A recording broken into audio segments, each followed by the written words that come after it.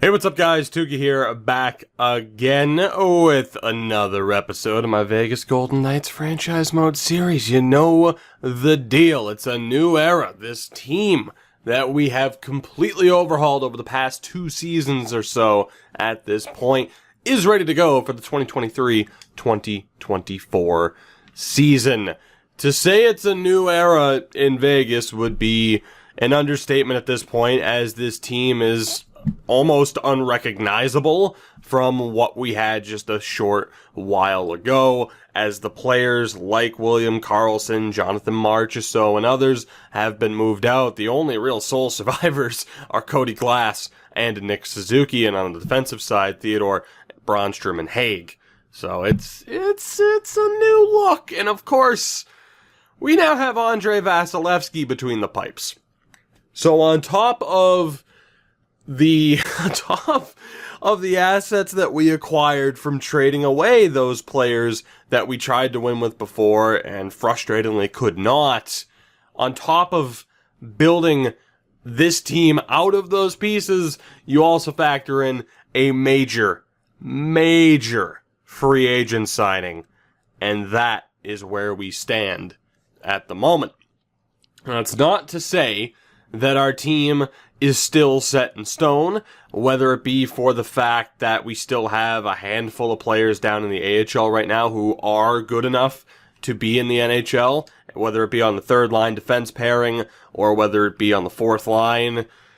There are still going to be some changes as we progress throughout this, and of course, as we begin this season, we'll begin to find out more about our actual prospects in terms of overall and their true potentials. Pretty much nobody on this team has a locked-in overall right now, but just looking at that kind of sums up what the situation is. And I think outside of the Roman Josi trade, there really hasn't been much in the way of a negative response outside of that trade. And I kind of agree that trade wasn't exactly necessary, but I'm excited to see what this team can do, not only for the fact of who we have now, but who will be joining this team over the next few years. Of course, we have plenty of cap space. We have guys like Getzlaf and McQuaid signed to this roster to help take up a lot of that cap.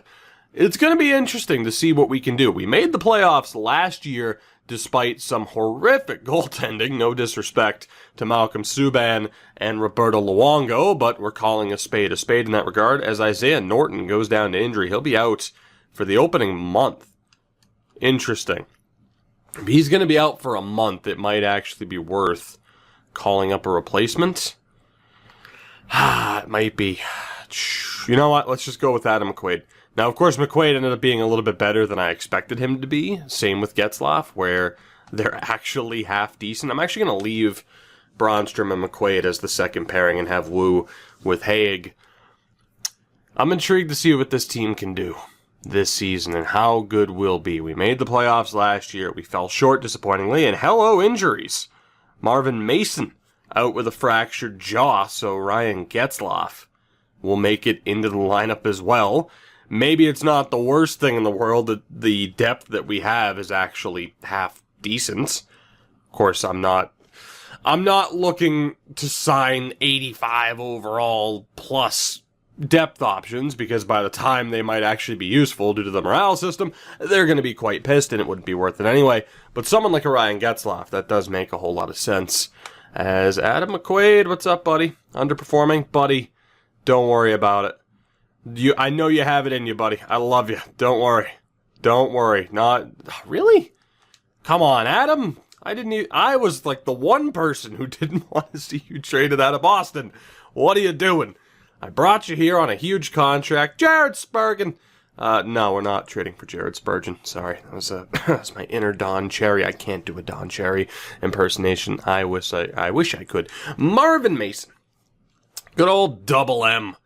Will be back in the lineup. I do wonder how Getzlaf did. We'll take a look in a moment. Let's get Mason back into the lineup. How did Getzlaf do? 3 points in 5 games. It's not really all that surprising. We've already seen it in this series where we've had some depth options end up playing, and they actually did surprisingly well. So with the talent he was playing with on that second line, it's not exactly a surprise. I need to edit the trade block so that we don't get spammed with offers. If I'm going to make a deal, at this point in time, I'll be the one that initiates trade talk as opposed to actively looking for offers. Because really, when you think about it, the only trades I'd really be interested in is prospect for prospect. It would be a prospect who's further along that we'd give up for a prospect who's a bit further back in draft picks. And whether or not the AI would do trades like that, I don't know. As you get a look at some of the overalls on this team right now, good lord. McQuaid, I mean, you were a +2. I'm good with that. No problem, buddy. That is perfectly fine. You have nothing to worry about. God damn it, Malcolm Subban, though. I do have something to worry about with you. Buddy, you gotta turn it around. You were almost our starter again this season. We were very close to not signing Vasilevsky. So we need him to turn things around.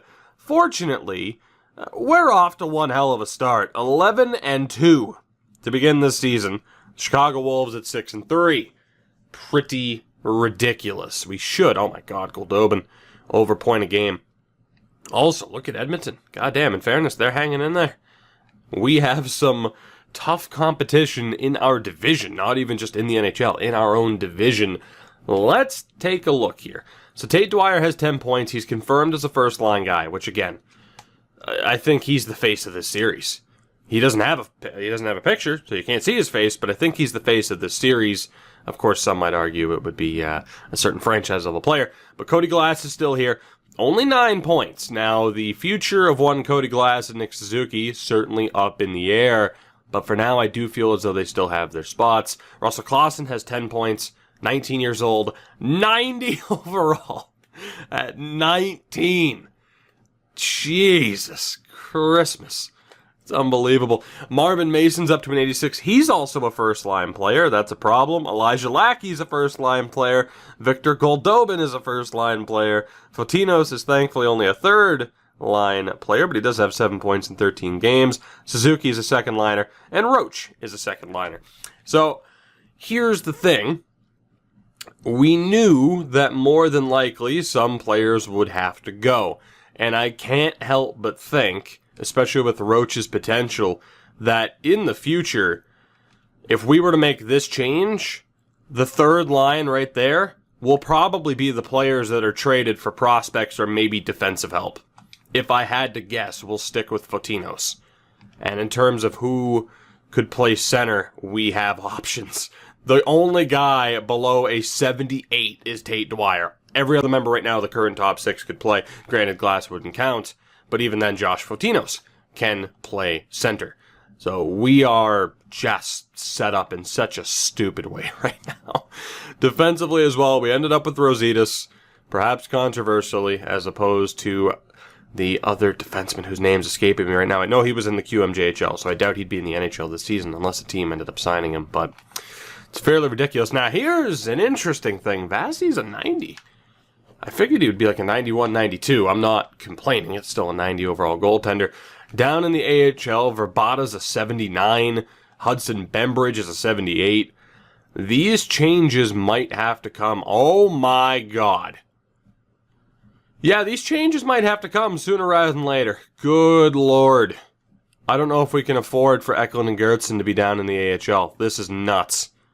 And Kapainen's a 78. He's a backup goalie already. Okay, so I guess first things first, we could look to trade Malcolm Subban if we wanted to. We have so much depth right now. And my biggest concern is that we're going to get rid of the wrong person at the wrong time, or just get rid of the wrong person in general. We do have 50 contracts. But as far as what this team's going to look like moving forward, I don't know. Draft pick-wise, we're still set up fairly well. We're not missing any major picks. Goaltending-wise, we do have Vasilevsky now. Kapainen's going to be replacing Malcolm Subban soon. And then you talk about Coburn, Gervais Chouinard, possibly stepping up and taking over. I mean, goaltending is just a ridiculous setup. An absolutely ridiculous setup for us right now. Even if Vasilevsky is perhaps slightly overpaid. And defensively, I mean, Rositas, Norton, Kane, Bobrovsky, Christie's there to medium elite. I don't even know at this point. I'm going to keep the teams the way they are for the moment, for obvious reasons. But if the cracks in the morale system start to show, we are going to be forced to potentially make moves. For now, the team stays the same, and we march on, even though we'll probably start losing games left and right, because there's a bit of optimism, case in point, by back-to-back 3-0 shutout losses. But we'll see how this goes. It's a combination, of course, of all the trades that we've made on top of still drafting fairly well.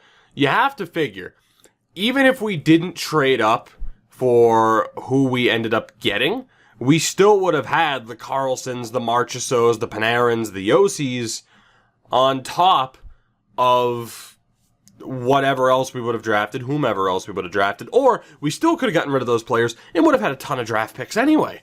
So we were going to be in a very good spot regardless of what we did, but we are in a near unimaginable spot right now. McQuaid, oh boy. Oh, God. Yeah, McQuaid, I know you don't like motivation, but, I mean, I'm sorry. That is what I would say to you in real life. Because my real response there is, look, you're getting paid $10, $15 million. Sit down, shut your face. I'm making sure your grandkids are still rich. Unless someone screws up down the line. And Adam McQuaid's a really good guy from all we've seen from an outside perspective. So damn it, Adam, you deserve it. Don't make me upset. I mean, don't ruin what we have here, Adam. Where it's just one-way affection because you were a really good Bruin, and I'm still not over the fact that you're not there, even though it made all the sense in the world for the Bruins to trade you. Damn it. Although I think he just got hurt for the Rangers, if I'm not mistaken. But, you know, it is what it is. I will say, I know that in real life the Rangers aren't doing that well, but damn it, if you're going to get a locker room guy to help teach the rookies, Adam McQuaid's your guy. We are 28-0 as of December 1st. The Chicago Wolves are 15-3-2. We are off to one hell of a start this season. We've gotten a tiny bit of separation from Vancouver and Edmonton, but not really because they have games at hand. Elijah Lackey is now the leading scorer, 21 points in 28 games. So we've fallen off the pace a little bit, as I kind of predicted just because of my confidence earlier. Let's take a look. Vasilevsky's doing well, and in fairness, Subban's only played 3 games, but the save percentage is pretty good. We could still look to move him if necessary. I think, though, if we could hold on to Malcolm for one more season, he's really not going to have all that much trade value. If we can just hold on to him for this season, we have the built-in replacement in Kapainen ready to be called up for next year. Not to mention, I mean, Dirksen, Hovland, already signed, although Hovland at 23, I don't think is going to be around that much longer.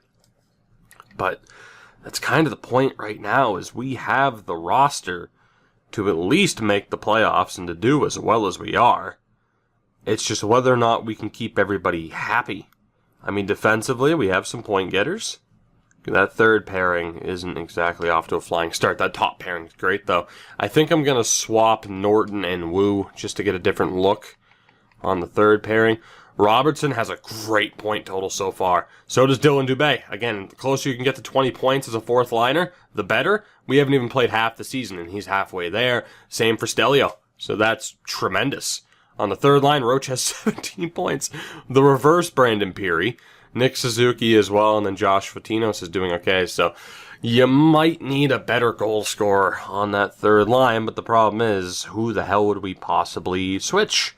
It's not like we're going to drop Goldobin. He's more of a playmaker. Lackey's a goal scorer. Mason can be. Then you have Klassen, Glass, and Dwyer. If this were playoff hockey, I think if we were to split up Lackey, Dwyer, and Klassen, have them all be on their same line as like that primary goal scorer, we could be just outrageous, as if we're not already. And then down in the AHL, Verbata and Bembridge, again, are 79s at this point. Defensively, it's not fair that 3 out of our top 4 defensemen should be in the NHL right now. But, thankfully, nobody's complained in terms of morale. I think, famous last words, I think we can keep it together. At least I hope. We may have a chance. As it is, it's December 1st, and the only guy to have really complained thus far is Adam McQuaid. Whereas, you look on the other side, Ryan Getzlaf, he knows what's up. He's just here collecting a paycheck. He's like, okay, I might get to play every once in a while. Fine by me. Again, generational wealth works out, and the team's winning. You know what, let's actually take a look here, Central Scouting. What do we have? Ashton Schlemko. Now, we definitely have scouts, currently being scouted, so we'll continue to get info as we go along. A couple of Americans, and the Dane, Ryder Clark, who's currently playing over in Finland. So, there you go. Let's continue onward. I have to admit, I think I'm paying attention to the AHL record a little bit more than I normally am. And you guys know, if you've been a long-time viewer, that for whatever reason, I take a lot of pride in my AHL teams having success. And I think that dates back to rebuilding Hockeytown. A lot of what we do here dates back to rebuilding Hockeytown. If you never watched that series a couple of years ago, it was ridiculous, just in terms of how we set up the team as a true prospect factory, where nearly every year our AHL team, the Grand Rapids Griffins, were in the Final Four, or if not, outright winning the Calder Cup, and then we'd graduate players up, trade away people, and they'd replace the prospect that left Grand Rapids. That's the point. If your AHL team can be consistently good and graduate players up, you can get rid of some other guys, draft the prospects to replace the graduates. Why couldn't I think of the word graduates? I was going to be like the graduatees, and I'm like, that's not right. That's not right at all. Although, that would be a great idea if you had like a class t-shirt, the graduatees. Or, if a bunch of manatees graduated from college, the graduatees. Anyway, I'm digging myself out of that hole. 28, 12, and 1. Chicago at 24, 4, and 2. Hell of a season for them. We have 57 points. Edmonton is hot on our tail. Vancouver is hot on our tail as well. Anaheim also over 50 points. This is a dogfight. This Pacific Division. Take a guess right now. Out of the top 10 teams in the NHL, how many teams from our division are in there? I'm going to say 5. I think 5 out of the top 10 will consist of Pacific Division teams. Right? All right, well, there you go. We're the best team in the NHL. So that's 1, 2, 3 with Vancouver, 4 with Anaheim. So 4 out of the top 5 teams are from the Pacific. Absolutely ridiculous. And Arizona makes 5. So there you go. 5 teams out of the top 9 are in our division. This sucks.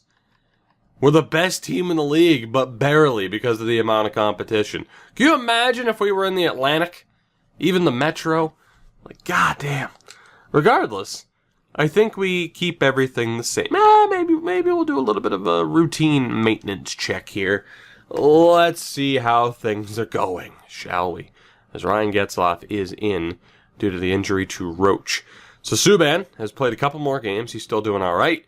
Vasilevsky is doing quite well as well, so that's good. How has Roach been doing? 30 points in 39 games. Damn. He's a third liner. Let's take a look defensively. Let's jump over there. So Rositas is still an 80. He has 6 points in 41 games, but is a plus 23 as an 18-year-old. He is a defensive defenseman. You could argue changing him to a two-way could be worth it. That might be something that we look at in the future, but he's playing with Shea Theodore, the veteran of the team, who has 20 points in 41 games and is a plus 23. The second pairing, 23 points for Bronstrom. Jet Wu only 4 points and still a minus player. Haig and Wu, Norton for that matter, not exactly killing it. So we have 3 players who are doing quite well and 3 who are struggling a little bit. Now the problem is I don't exactly want to break up Rositas and Theodore. So the only combination that we haven't tried is Bronstrom and Haig. So that is exactly what we're going to do.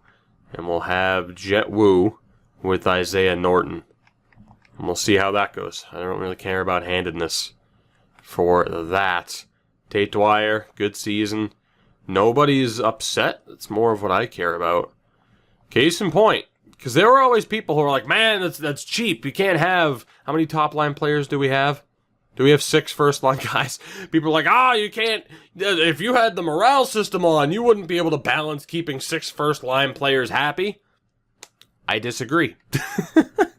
Case in point, the magic of special teams and power play time. You can indeed keep them happy. The bigger issue, of course, is dealing with the salary cap. And right now, we're in a very, very small window where we can keep this team together, but obviously heads are going to have to roll sooner rather than later. Even after this season, massive changes could be needed, especially when you have a goaltender who's on a $10 million per year deal. That's not sustainable, obviously, which is why, as mentioned, Cody Glass, Nick Suzuki, and maybe even Roach here might not be long for this team. But we are in a good enough spot that if we have to make those changes, we can do it in the offseason. Even if they're on expiring deals, we know that if we ditch Getzlaf, we ditch McQuaid, that we should have the money. I say should because this could come back to haunt me, but we should have the money to pull this off, and not to mention the magical world of restricted free agency is currently in effect. So everything's coming up Millhouse for us right now. We just beat San Jose 8-1. We'll lose to Boston because I pointed out our success. Maybe not. But everything's coming up Millhouse for us right now. I'm feeling good, but all of this means nothing. We pretty much knew, judging by the roster, that we'd be a playoff team.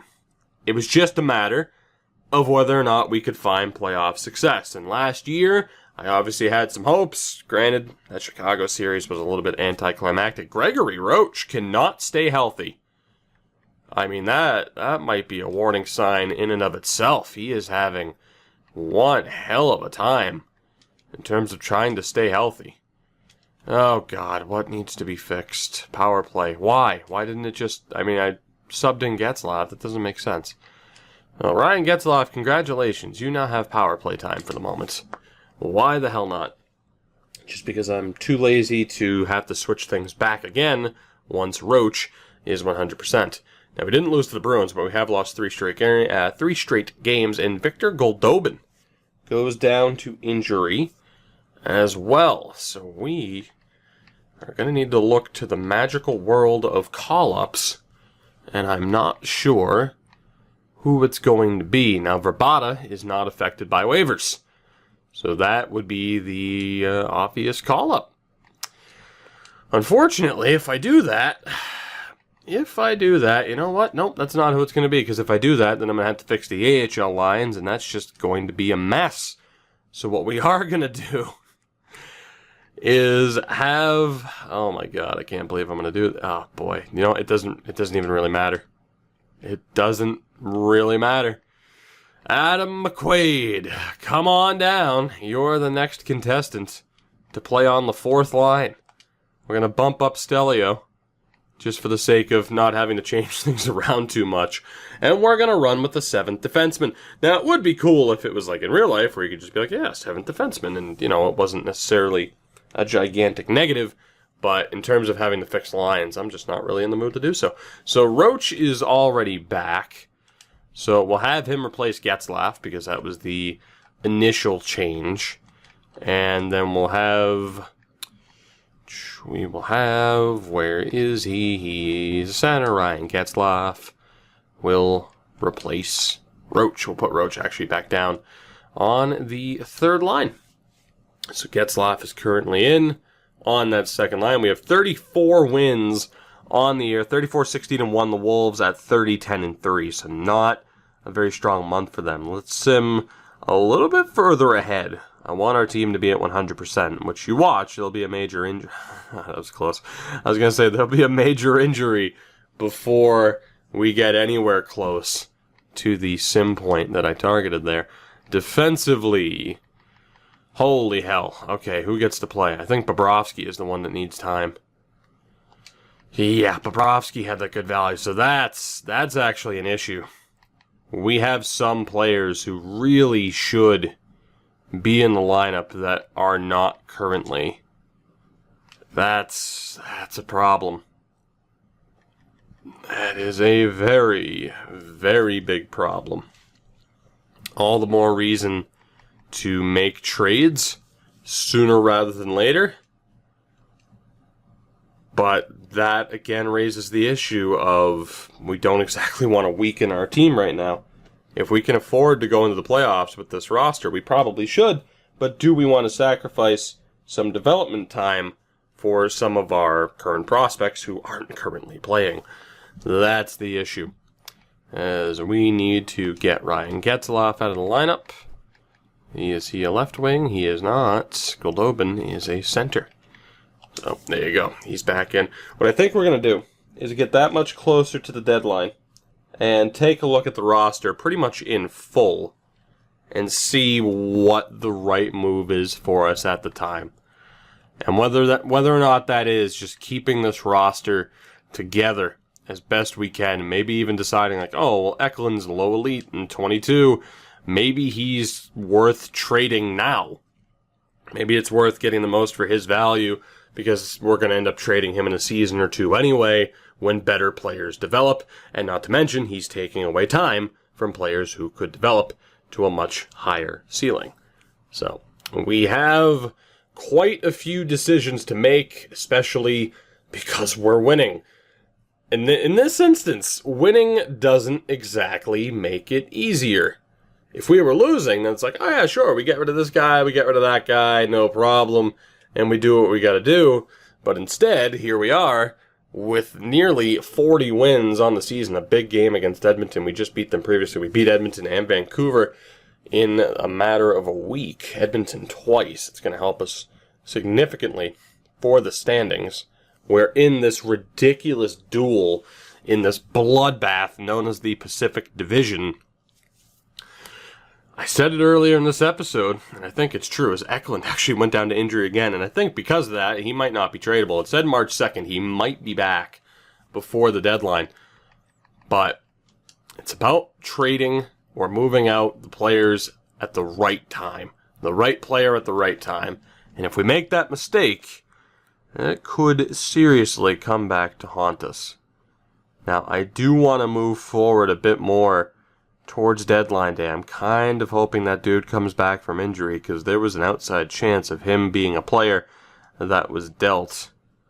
Let's sim right to the day. It's deadline day. Am I going to be able to move that guy? I might not, which would suck.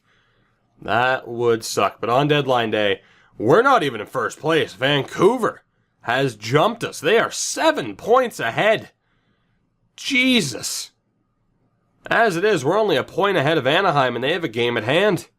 This is ridiculous. We could easily find ourselves in a wild card spot. This division is absolutely absurd. I mean, we'll take a look at the team. Jesus, anytime it's like, maybe this decision won't be that bad. No, it's going to be a rough call. So Malcolm Subban, league average. Vasilevsky doing well, but not as well as we've had other goaltenders do with lower overalls, so that's a little bit concerning. Now, granted, the defense in front of him isn't exactly lights out. So, interesting. But with Subban, of course, there is the option to call up Kapainen, although he isn't exactly lighting the AHL world on fire either. So, in terms of defense, no improvement from Rositas. Norton's an 81. How are we looking? So, Rositas and Theodore are one hell of a pairing. And unfortunately, well, it's not bad. So Norton and Wu have a little bit of chemistry. Haig's not exactly having the best season, but Bronstrom's still doing quite well. Forward-wise, Dwyer, amazing season right now. 35 goals already. Cody Glass is having a great season. Russell Clausen, oh my god, 2 30-goal scorers on the same line. That is absurd. Marvin Mason is doing quite well, all things considered. We have a dominant top line, and some of our defensemen put up points. He's on pace to, set a new career high. It's only his sophomore season. That's to be expected. Elijah Lackey, almost up to 20 goals this year. Of course, judging on where he's playing, I'm not surprised that his point pace is a little bit weaker than it was previously. And in fairness, that's right, Mason has missed time, so He'll still beat his point total. Goldobin has already broken his point total from last year. Not too shabby. Fotinos, not bad, 15 and 17. Nick Suzuki, 33 points, and Gregory Roach is still having a great season as well. Robertson, 25 points, phenomenal for a fourth liner. Dylan Dubé has already hit 20, and Stelios hit 20. So there really isn't anybody that I'm upset with. A couple of players where it's like, okay, yeah, your numbers are down, but hell, the top line is amazing. The fourth line is amazing. Defensively, we have some guys that are capable of putting up points in Theodore and Bronstrom. I'm not surprised by any of this. We're in as good of a spot as we could have hoped to have been. But that again brings back the question. You know what? I was going to go look at trade values, but let's look down in the AHL to see who is scratched, if anybody, of major importance. Aside from the fact that, again, we do have Verbata and Bembridge down in the AHL when they should both be getting a look on the fourth line. Verbata has 50 points in 55 games, which is crazy. If we take a look at Novikov, Wong isn't ours, so that's fine. Is Quincy? Quincy is, but he was a 7th round pick. Potential low elite. And Fabian Perron, 7th round pick. Okay, so forward-wise, not too much to worry about, but defensively is where it gets interesting. With Lindbergh, who was a 7th round pick, I think the big one here, Kolzig is decent, Platt's decent. The big one is the fact that Bobrovsky isn't in full-time. Now, we could make that change. We could easily drop someone. Like a low 4 Nick Bickle, but he's 21 and a 75, so there are players that we could look to drop, but there's no doubt Bobrovsky needs to be in the lineup. There is that argument, as Eklund would be tradable, by the way, there is that argument that maybe even ditching an Eklund now, or even a Gertzen. Gertzen could be useful, though. Let me take a look. Ooh. Maybe not. He's a defensive stalwart, very physical, but he has no skating ability whatsoever. Eklund's also quite poor in that regard. So it's kind of an interesting setup that we have here. And I think, yet again, we have that decision to make on who we get rid of and when. And if we do just want to keep this team together, before we take a look at any final trade values or anything, whose contract is coming up? I know I could have hit pending free agents, but I also just want to take a look mainly from this screen. So goaltending-wise, of course, Vasilevsky has that deal. Subban's on an expiring contract, which, again, we know he's gone. We then sign Gervais Chouinard, drop Havlid, and potentially sign Coburn. Or, Coburn's American. So that's the goaltending situation. If we wanted to trade Subban, we could. Regardless, he's gone after this year. Next year's goaltending tandem will be Vasilevsky and Kapainen. The AHL will be Gervais Chouinard, Dirksen, and Coburn. We'll let go of Havlid. He's just not going to make it. So that decision's quite easy. We could expedite the process by dropping Subban, but that might not be the best idea. Defensively here, of course, we have the $20 million McQuaid contract coming up. We do have to re-sign Shea Theodore, which could be a little bit rough, to be honest. He might be asking for way more. He's going to be asking for 7 to 8 mil. So this might be Theodore's last year here, unless we were all right with signing and trading him. Eric Bronstrom's deal is up, as is Norton's. But if we look down in the AHL, Eklund's up after this year. He's going to want a big-time deal. There's moves to be made. I don't know. I definitely want your opinion on this as far as whether or not we keep the team together, which looks like the best move for now. But I am worried that by keeping the team together, we are sacrificing some development, at least defensively. We might have to get rid of a Gertzen or an Eklund and just make the most of their trade value, because we really do need to get Bobrovsky into that AHL lineup full-time as one of our better prospects at this point. Aside from that, I think we're okay. I don't think we have to cross the Glass or Suzuki bridge just yet. Neither's on an expiring deal, thankfully. Roach will have to be re-signed, but we're going to have the cap space to sign everybody we need to. Eventually, though, we're going to cross that bridge. We're going to come to that point of, okay, we have to get rid of these guys not because of cap, but because of development, and they're taking up spots where we just can't have them at that moment. It's really the only way to phrase it. That said, I'm going to call this episode quits. I'm going to call it quits on this episode because I'm stumbling and stammering over everything, making a fool out of myself. But it is an interesting point. I'm intrigued to see what you guys think about the roster and what we look to do, maybe how soon we look to make moves, whether it be here on deadline day or at the draft. Whether or not we end up doing well is another interesting question. I mean, there is also the option of buying. Of course, the issue with buying is that we have a ton of prospects who are good for the role. Buying, of course, would mean better defense, which, as much as I like them, if you talk about potentially moving Haig and Wu alongside another prospect and or pick, we could look to bring in some solid defensive help. That would lead to Theodore and Bronstrom having solid partners on this first and second pairing, with Rositas and Norton on the third pairing, and that could significantly improve our chances. But I want to hear from you guys first before we do anything else. So, that'll do it. You know the deal. Support the video, support the channel, check out everything in the description. I don't think there's anything else left to mention aside from the fact that there was that bit of a whistle there, which was...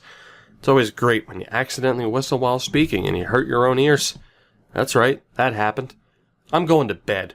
Thank you guys for watching, and I will see you next time.